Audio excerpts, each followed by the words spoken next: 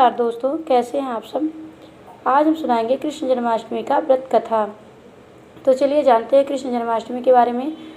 वर्ष साल 2024 में श्री कृष्ण जन्माष्टमी का व्रत 26 अगस्त को मनाया जाएगा।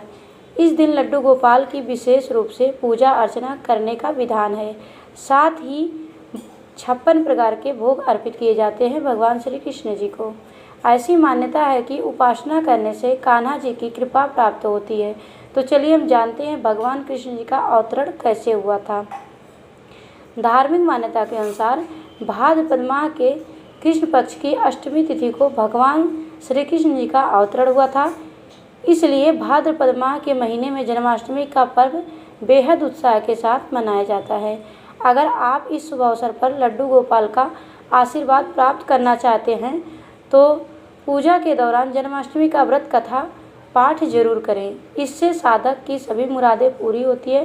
तो चलिए हम लोग सुनते हैं जन्माष्टमी व्रत कथा।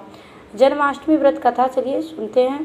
पौराणिक कथा के अनुसार द्वापर युग में मथुरा में कंस नाम का एक राजा राज्य करता था। बहुत अत्याचारी शासन किया करता था।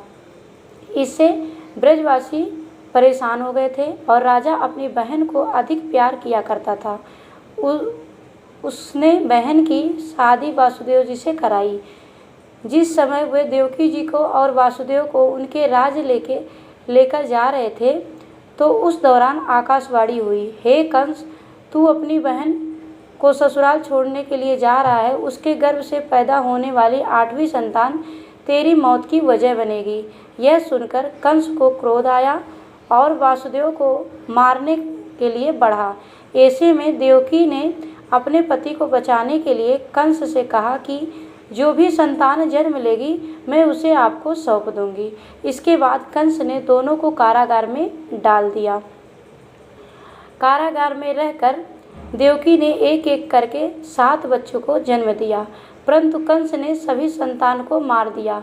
योग माया ने 7वीं संतान को संकृत कर माता रोहिणी के गर्भ में पहुंचा दिया। इसके पश्चात माता देवकी ने 8वीं संतान को जन्म दिया। 8वीं संतान के रूप में भगवान विष्णु कृष्ण अवतार के रूप में अवतरित हुए। उसी दौरान रोहिणी की बहन माँ यशोदा ने एक पुत्री को जन्म दिया। इसी बीच देवकी के कारागार में प्रकाश हुआ और जगत के पालनहार भगवान विष्णु अवतरित हुए। श्री कृष्ण ने वासुदेव से कहा कि इस संतान को आप नंद जी के घर ले जाओ और वहाँ से उनकी कन्या को यहाँ लिवा लाओ। वासुदेव ने प्रभु के आदेश का पालन किया। नंद जी के यहाँ से उनकी नवजात कन्या को लेकर वापस आ गए। जब देवकी के भाई कंस की 8वीं संतान होने की खबर मिली तो वह तुरंत कारागार पहुंचा और देवकी जी से कन्या को छीनकर नीचे पटकना चाहा, परंतु वह कन्या उसके हाथ से निकलकर आसमान की ओर चली गई।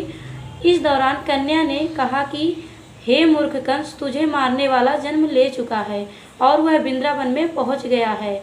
अब तुझे तेरे पापों की सजा अवश्य मिलेगी। वह कन्या कोई और नहीं स्वयं योग माया थी। राधे राधे।